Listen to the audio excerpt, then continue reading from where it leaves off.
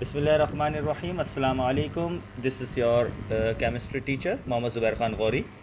Today we are going to start and present our first demonstration class in Excellence Online Education. जैसा कि आप लोगों को पता है कि एक्सेलेंस ऑनलाइन एजुकेशन जो है वो हमारा एक ऑनलाइन इंस्टीट्यूट है, जिसके अंदर हम लोग जो है वो 9 matric first year second year इनको ऑनलाइन एक वेल स्टैंडर्ड तरीके के साथ हम उनको पढ़ाते हैं और अकॉर्डिंग टू दी सिलेबस।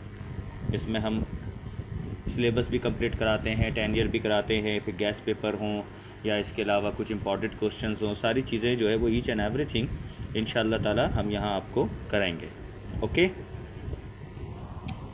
अच्छा, आप ज़रा मुझे बता दीजिएगा, ज़रा एक दफ़ा तमाम बच्चे मैसेज पे टाइप करके बता दें कि मेरी वॉइस क्लियर आ रही है आप लोगों को, कोई डिस्टॉर्शन कोई कन्फ्यूजन तो नहीं है।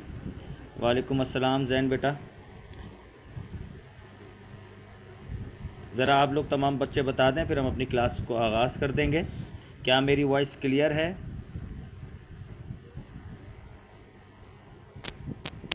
वॉइस हल्की आ रही है, थोड़ा सा मैं ज़ोर से बोलता हूँ। अब क्लियर है बेटा?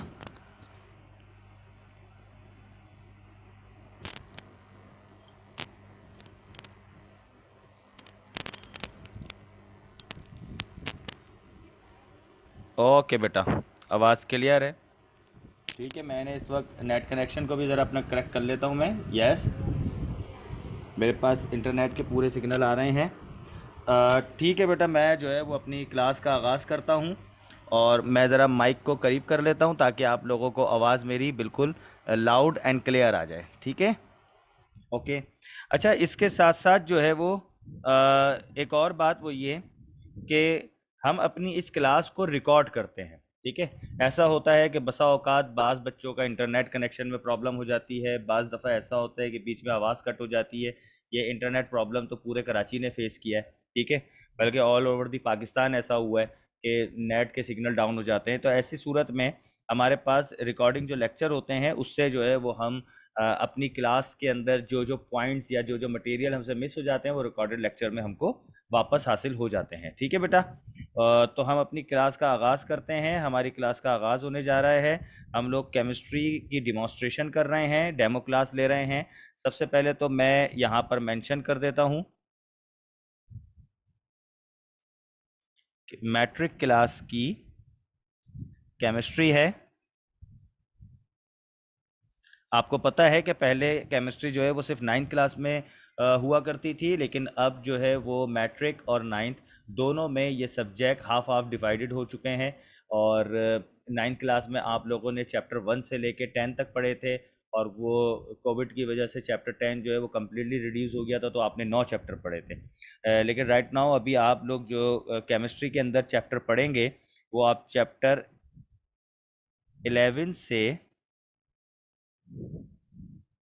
चैप्टर 18 तक पढ़ेंगे। ठीक है, अब ये जो आपकी मैट्रिक की केमिस्ट्री है, ये पूरी की पूरी केमिस्ट्री आपकी एक पैटर्न के ऊपर चल रही है। और ये बात याद रखिएगा कि जो आपकी मैट्रिक की केमिस्ट्री है वो 9th की केमिस्ट्री से टोटली डिफरेंट है। मैं आपको एक डिफरेंशिएट मेथड के ज़रिए से आपको बता देता हूँ कि 9th की केमिस्ट्री और मैट्रिक की केमिस्ट्री में क्या फ़र्क है।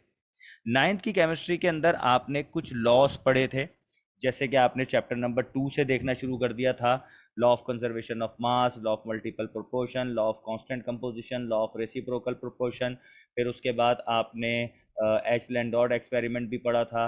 अच्छा, इसके साथ आपने हेनरी लॉ पढ़ा था, ग्राम्स लॉ ऑफ डिफ्यूजन पढ़ा था, फराडे फर्स्ट लॉ पढ़ा था, फराडे सेकंड लॉ पढ़ा था। फिर कुछ और भी थ्योरीज थी, वो आपकी रिड्यूस में ख़त्म हो गई थी, आर्हीनियस, ब्रॉन्स्टेड की और लेविस थ्योरी। तो मैट्रिक क्लास के अंदर आपके पास कोई लॉ नहीं है। ठीक है, हाँ, कुछ आपके पास मेथड्स होंगे वो आप पढ़ेंगे, लेकिन लॉ आपके पास नहीं है। 9th क्लास के अंदर आप लोगों ने फार्मूलाज पढ़े थे, उन उन फार्मूलाज से रिलेटेड जो है वो न्यूमेरिकल्स थे। ठीक है, लेकिन मैट्रिक क्लास के अंदर आप ऐसे कोई न्यूमेरिकल्स का आपका सामना नहीं होगा, यानी कि there will be no numerical in matric class. तो मैट्रिक क्लास के अंदर आपका तरीक़ेकार क्या है? मैट्रिक क्लास में आप किस तरीके से पढ़ेंगे? तो ये बात याद रखिएगा कि ये जो आपकी मैट्रिक क्लास है, ये मैट्रिक क्लास दो पैटर्न के ऊपर चल रही है। एक पैटर्न होगी कि कंप्लीट स्टडी अबाउट एलिमेंट्स, यानी कि आप इसके अंदर जो पढ़ेंगे मैट्रिक क्लास में, एक कंप्लीट स्टडी आप पढ़ेंगे एलिमेंट्स की, और दूसरा कंप्लीट स्टडी आप पढ़ेंगे कंपाउंड्स की। ठीक है, यानी कि मैट्रिक क्लास जो है वो बेसिकली चैप्टर 11 से 18 तक इन दो चीज़ों के ऊपर घूम रही है, यानी कि आपने एलिमेंट्स की स्टडी पढ़नी है और आपने कंपाउंड्स की स्टडी पढ़नी है। ठीक है, अब जैसे चैप्टर नंबर 11 जो है, इसका आपका नाम है हाइड्रोजन एंड वाटर। चैप्टर 12 है carbon and its compounds. Chapter 13 है नाइट्रोजन एंड ऑक्सीजन। चैप्टर 14 है sulphur and its compounds. Chapter 15 है हैलोजेंस। चैप्टर 16 है metals and their extraction. Chapter 17 है ऑर्गेनिक केमिस्ट्री।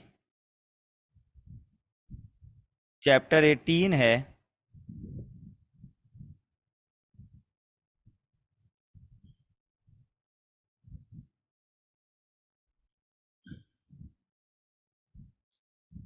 केमिकल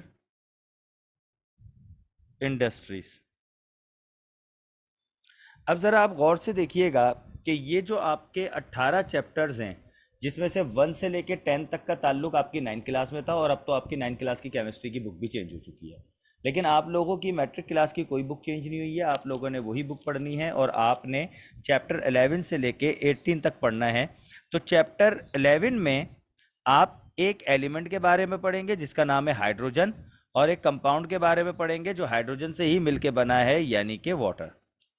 तो देखें, जो मैंने आपको बात बताई थी कि एलिमेंट्स और कंपाउंड, इसकी स्टडी करनी है आपने चैप्टर 11 में। अब आप चैप्टर 12 में जब आप जाते हैं तो आप एक कंपाउंड के बारे में पढ़ेंगे, एक एलिमेंट के बारे में पढ़ेंगे, सॉरी, दैट इज कार्बन। और इस कार्बन से जो कंपाउंड बनते हैं उस कंपाउंड के बारे में आप पढ़ेंगे। ठीक है, फिर वही बात, आपने एलिमेंट, ठीक है, और आपने फिर कंपाउंड के बारे में पढ़ लिया। फिर उसके बाद चैप्टर 13 में आप एलिमेंट्स के बारे में पढ़ेंगे, नाइट्रोजन और ऑक्सीजन, और उन्हीं से जो कंपाउंड्स बनते हैं उन्हीं कंपाउंड्स के बारे में पढ़ेंगे, हाइड्रोजन परऑक्साइड, नाइट्रिक एसिड वगैरह। फिर चैप्टर 14 में आप देखेंगे, आप एक एलिमेंट के बारे में पढ़ेंगे सल्फर, और उस सल्फर से जो कंपाउंड्स बनते हैं यानी कि सल्फ्यूरिक एसिड, उसके बारे में आप पढ़ेंगे कि किस तरीके से बनते हैं। फिर वही चीज़ आ गई कि आपने एलिमेंट और कंपाउंड के बारे में पढ़ा।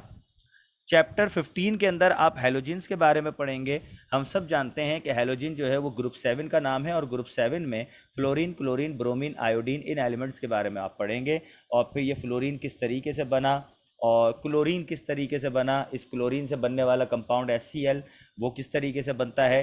तो फिर वही बात कि आपने एलिमेंट और कंपाउंड के बारे में पढ़ा। चैप्टर 16 के अंदर आप मेटल्स के बारे में पढ़ेंगे, मेटल्स भी एलिमेंट्स होते हैं, और उनकी एक्सट्रैक्शन के हम उसको खालिज करके किस तरीके से हासिल करते हैं। तो फिर अगेन कि आप लोगों ने एलिमेंट्स के बारे में पढ़ लिया इस चैप्टर में भी। ठीक है, फिर चैप्टर 17 में आप ऑर्गेनिक केमिस्ट्री के बारे में पढ़ेंगे, और हम जानते हैं कि ऑर्गेनिक केमिस्ट्री किसे कहते हैं कि हाइड्रोकार्बन एंड देयर डेरिवेटिव्स, यानी कि कंपाउंड्स ऑफ कार्बन के बारे में आप पढ़ते हैं, हाइड्रोकार्बन के बारे में पढ़ते हैं। तो बेसिकली फिर आपने देखें कंपाउंड्स के बारे में पढ़ लिया। और चैप्टर 18 के अंदर आप जो है वो उन कंपाउंड्स के बारे में पढ़ेंगे जो इंडस्ट्रीज में बनते हैं, यानी कि सोडा इंडस्ट्रीज में बनने वाले बेकिंग सोडा, वॉशिंग सोडा, इसके अलावा सोडियम हाइड्रो ऑक्साइड, इसके अलावा आप जो है वो इंक, वार्निश, पेंट। सही है, तो बेसिकली आप फिर वही कंपाउंड्स के बारे में पढ़ेंगे। बस फर्क ये है कि इस चैप्टर 18 में आप उन कंपाउंड्स के बारे में पढ़ेंगे जो इंडस्ट्रीज़ में बनते हैं। तो मोरली हम बात को अगर हम इसको हम एक तरफ समेटते हैं तो एट द एंड यही बात तय होती है कि इस पूरे ईयर हमने दो चीज़ों की स्टडी करनी है क्लास 10th में। नंबर 1 एलिमेंट्स के बारे में पढ़ना है और नंबर 2 कंपाउंड्स के बारे में पढ़ना है। ठीक है, तो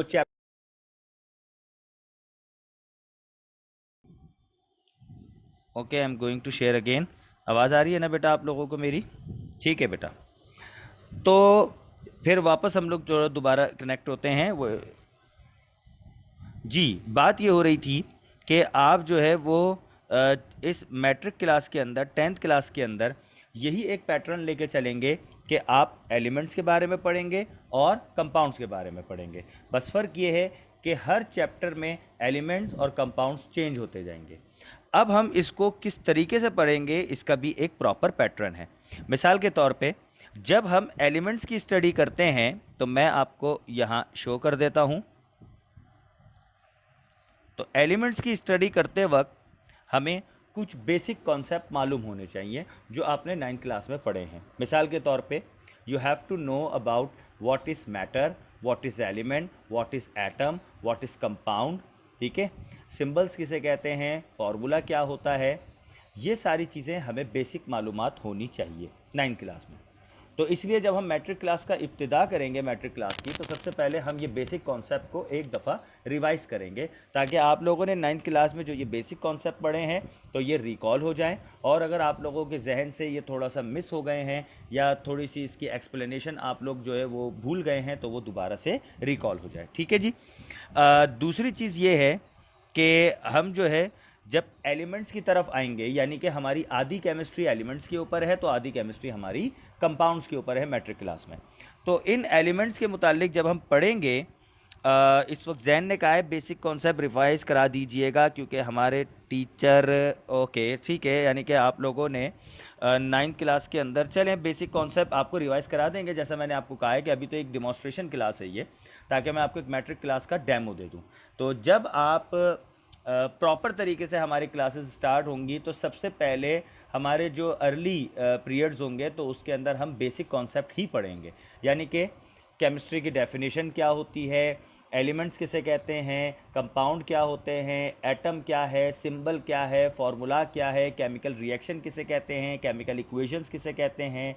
तो ये सारी चीज़ें इंशाल्लाह ताला बेसिक कॉन्सेप्ट में आपको बता दी जाएगी जो आपको 9th क्लास में आपने पढ़ी थी। ठीक है, अच्छा, अब जब हम ये बेसिक कॉन्सेप्ट पढ़ने के बाद हम आगे बढ़ेंगे, move on to the next topic. तो नेक्स्ट टॉपिक हमारा चैप्टर नंबर 11 स्टार्ट नहीं होगा अभी भी। फिर हम जो आपको ये बताएंगे जो मैं आपको अभी बता रहा हूँ कि जब हम एलिमेंट्स की स्टडी करते हैं तो एलिमेंट्स की स्टडी में हमें 7 चीज़ें पढ़नी होती हैं। तो इन 7 चीज़ों की भी मैं आपको एक डिटेल बता दूंगा कि नंबर 1 हम सबसे पहले जिस एलिमेंट के बारे में पढ़ रहे हैं उस एलिमेंट का हम इंट्रोडक्शन पढ़ेंगे। नंबर 2 इंट्रोडक्शन पढ़ने के बाद फिर हम इसकी अकरेंस पढ़ेंगे। ठीक है, नंबर 3 फिर हम इसकी लेबॉर्ट्री पढ़ेंगे, प्रिपरेशन, लेबॉर्ट्री प्रिपरेशन पढ़ेंगे। नंबर 4 फिर हम इसकी इंडस्ट्रियल प्रिपरेशन पढ़ेंगे।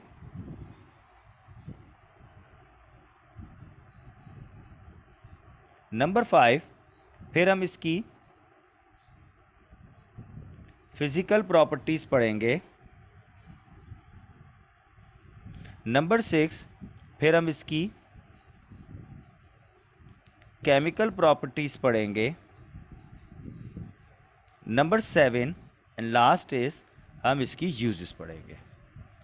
ठीक है, अच्छा जी, अब ये सातों चीज़ें क्या होती हैं, इसको हम किस तरीके से पढ़ेंगे और इसमें क्या क्या चीज़ें इंक्लूड हैं ये मैं आपको डिटेल में बताऊंगा, लेकिन अभी मैं आपको इसको इन शॉर्ट थोड़ा सा डिफ़ाइन कर देता हूँ।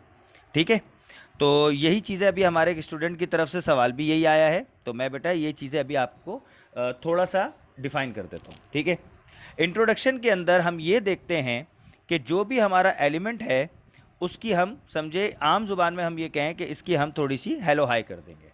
ठीक है, मतलब इसका नाम क्या है, इसका नाम किस तरीके से पड़ा, इसका सिंबल क्या है, इसका एटॉमिक नंबर क्या है, इसका एटॉमिक मास क्या है, पीरियोडिक टेबल में कौन से ग्रुप में है, या इसकी पोजीशन पीरियोडिक टेबल में क्या है, इसके अंदर इलेक्ट्रॉन कितने हैं, इसके अंदर प्रोटॉन कितने हैं, इसके अंदर न्यूट्रॉन कितने हैं, ये मैटर की किस स्टेट में पाया जाता है, ये सारी चीज़ें हम इंट्रोडक्शन में पढ़ेंगे।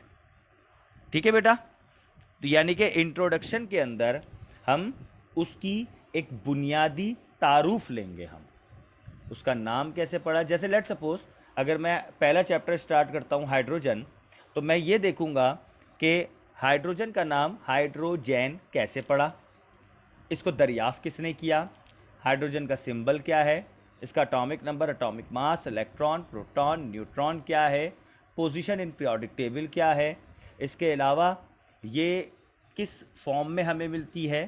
तो ये सारी चीज़ें हम इंट्रोडक्शन में पढ़ेंगे।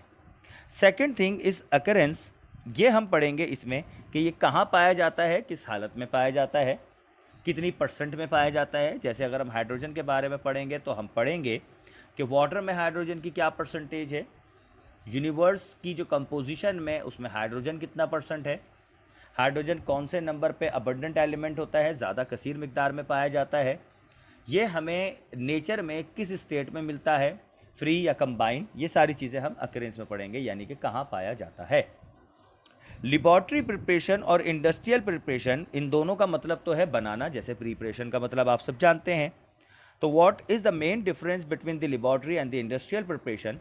लेबॉर्ट्री प्रिपरेशन में हम ये पढ़ते हैं कि ये लैब में किस तरह बनता है, how can we discovered hydrogen, how can we prepared hydrogen, how can we make hydrogen in laboratory।